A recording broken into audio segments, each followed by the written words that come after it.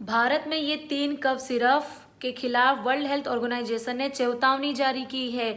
इससे जान जाने का खतरा हो सकता है और कफ सिरप में कॉल्ड्रिफ भी शामिल है और इसके सेवन से एमपी में 25 बच्चों की मौत हुई है, जिससे पूरे देश में ये खबर लगातार फैल रही है। कफ सिरप को लेकर लोगों में डर है और अब ये 3 प्रिस्क्राइब भी किया जाएगा तो एक बार सोचना पड़ेगा, क्योंकि न्यूज़ एजेंसी रॉयटर्स के अनुसार डब्ल्यूएचओ ने कहा है कि तीनों सिर्फ गंभीर है, जानलेवा है और इससे बहुत सारी बीमारियां भी पैदा करने का कारण बनते हैं।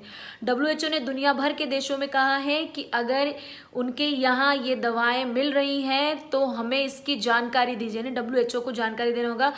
कोल्ड्रिफ वही सीरम है जिसे मध्य प्रदेश में सितंबर से अब तक 5 साल से कम उम्र के 25 बच्चों की मृत्यु हुई है उसे पीने से।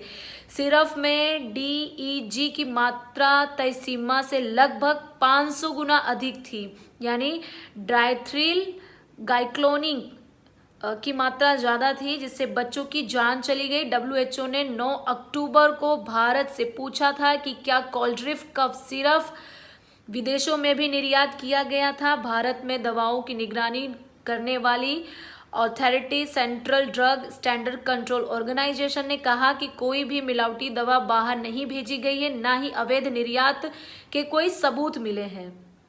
यानी कि तमिलनाडु स्थित कांचीपुरम में श्रीसन फार्मास्यूटिकल्स कंपनी के कोल्ड सिरप बना रही थी और तमिलनाडु के ड्रग कंट्रोल डिपार्टमेंट ने सोमवार को श्रीसन फार्मा का लाइसेंस रद्द कर दिया है। कंपनी ने आधिकारिक रूप से हमेशा के लिए बंद कर दिया गया है। ये कंपनी ये सिरप बनाती थी और ऐसे 3 कंपनियां हैं जिसके नाम आप स्क्रीन पर देख सकते हैं और यहाँ पर ये आप देखना है कि इन 25 बच्चों के परिवारों पर क्या बीत रही होगी कि इस तरह से उन्होंने अपने बच्चों को खोया है और अब सरकार का क्या इस पर कदम होगा।